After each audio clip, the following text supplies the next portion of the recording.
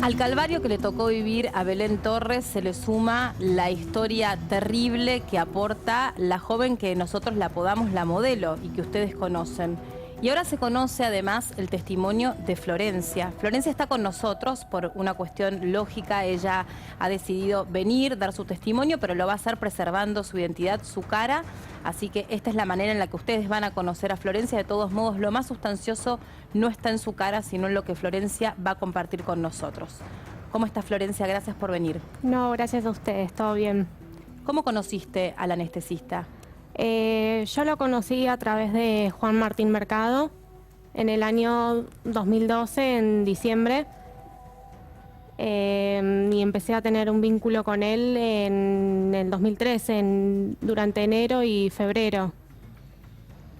Después tuvimos una relación de pareja durante 1 año y medio aproximadamente. Y al principio era el hombre perfecto, como yo había dicho en un momento. Y después, a medida que fue pasando el tiempo, se convirtió en algo que no había mostrado cuando nos conocimos. ¿Él ya tenía problemas de drogas cuando era el hombre perfecto o fue en ese momento que empezó a presentar más problemas con el consumo o el abuso de drogas? No, él ya tenía problemas con el consumo, incluso yo empecé a consumir con él. ¿Y cómo se comportaba él cuando consumía? ¿Y cómo se comportaba con vos cuando dejó de ser ese hombre perfecto? No, él al principio,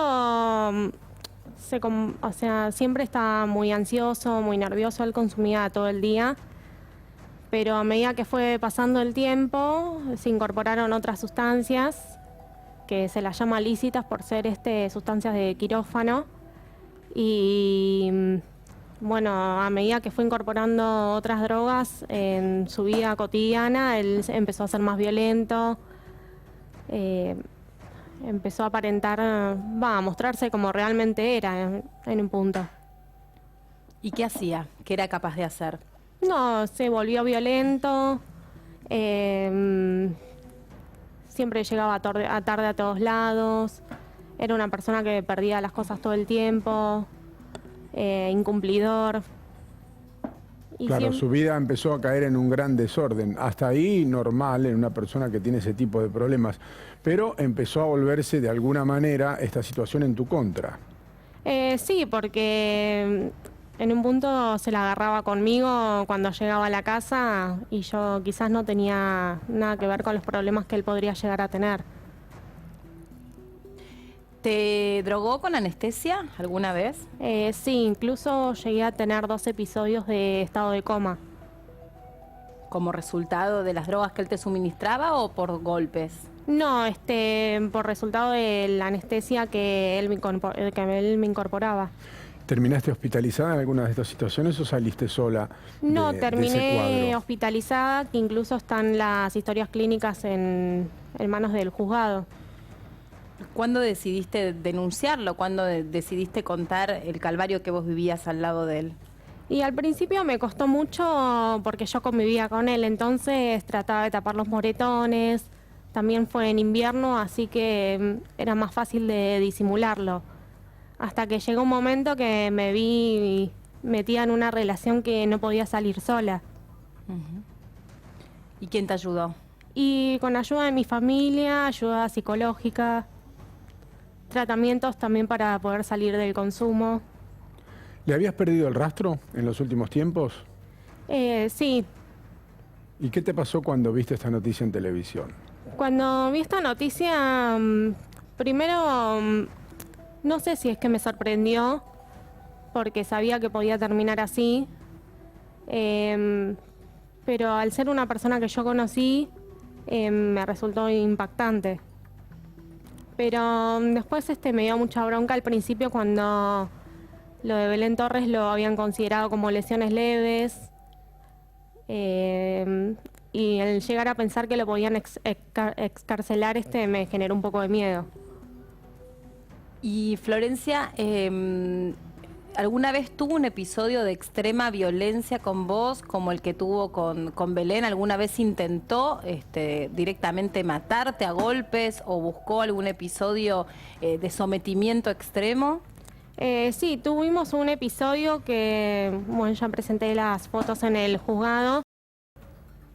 Ese, por decirlo de una manera, fue el más extremo de todos. Después eran tener moretones, golpes en la cabeza.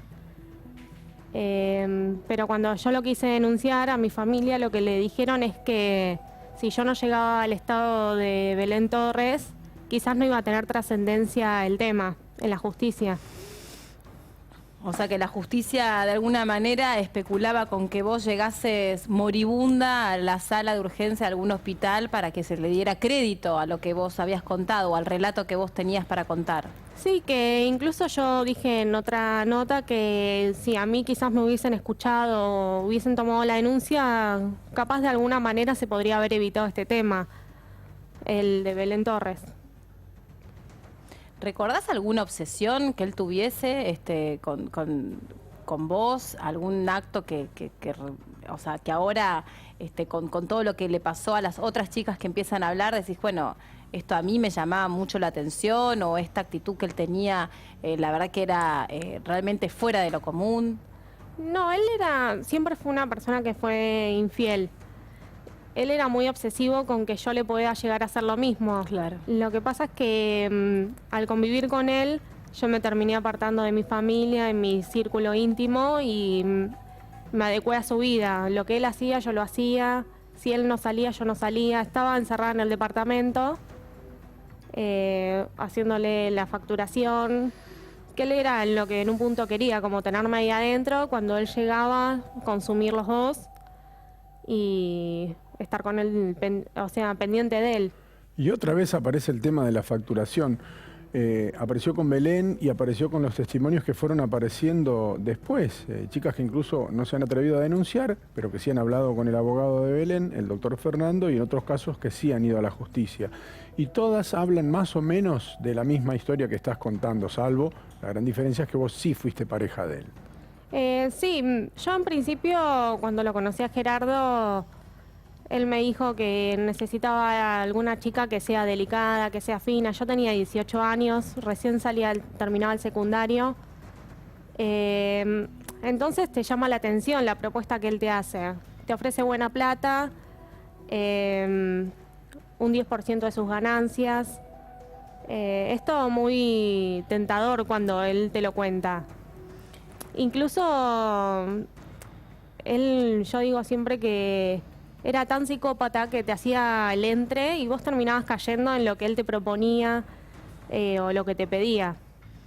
Sí, además, como bien relatabas vos al principio, él te hizo creer en un momento que era el hombre perfecto. O sea, que hay una parte donde es como muy fácil quedar rendida a sus pies, entre comillas, ¿no? Con lo que él tenía para ofrecerte, vos siendo tan joven, a la vez me imagino un poco ingenua, un hombre dispuesto a compartir con vos una vida y bueno, de pronto se transformaba en una bestia.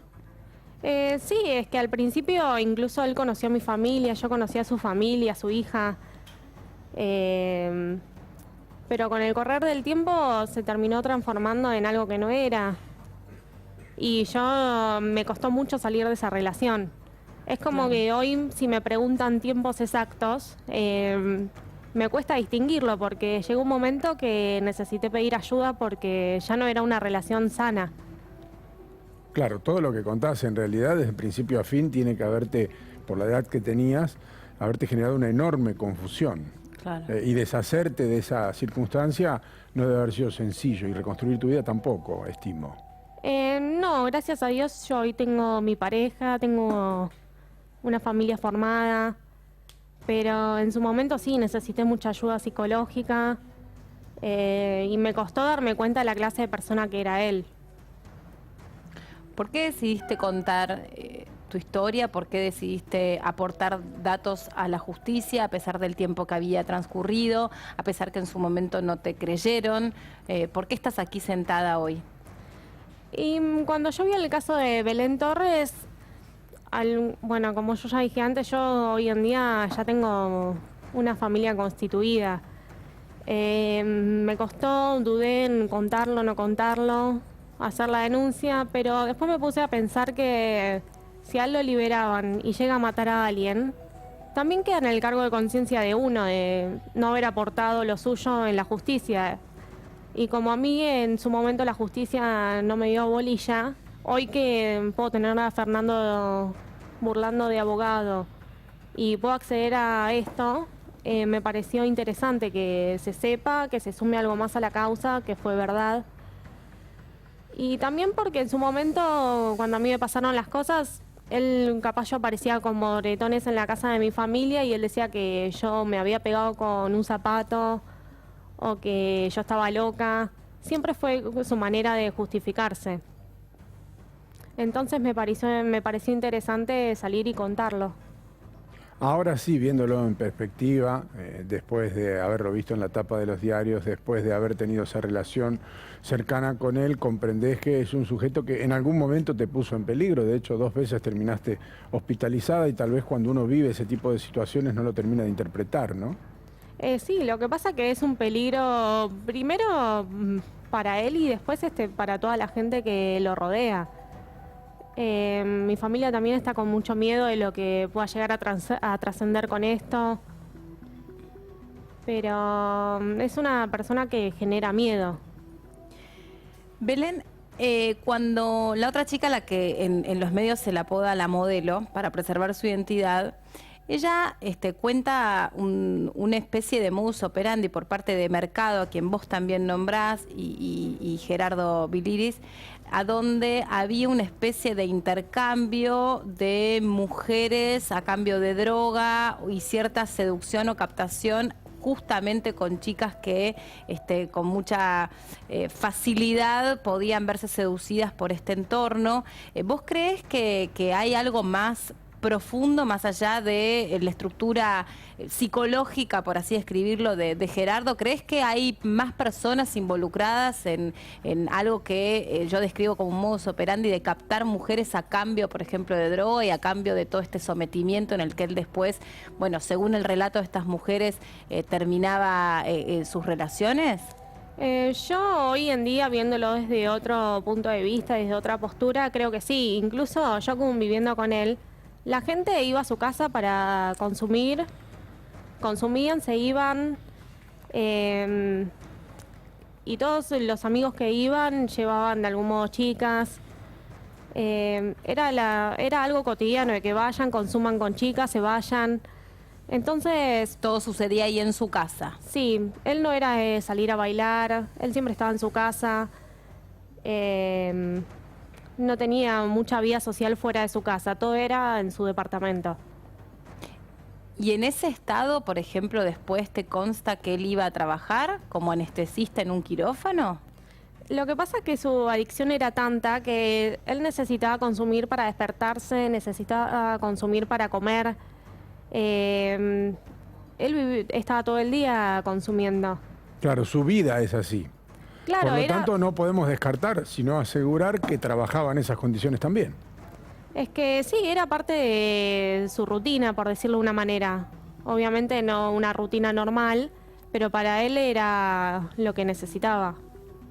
¿Y dónde se desempeñaba como anestesista?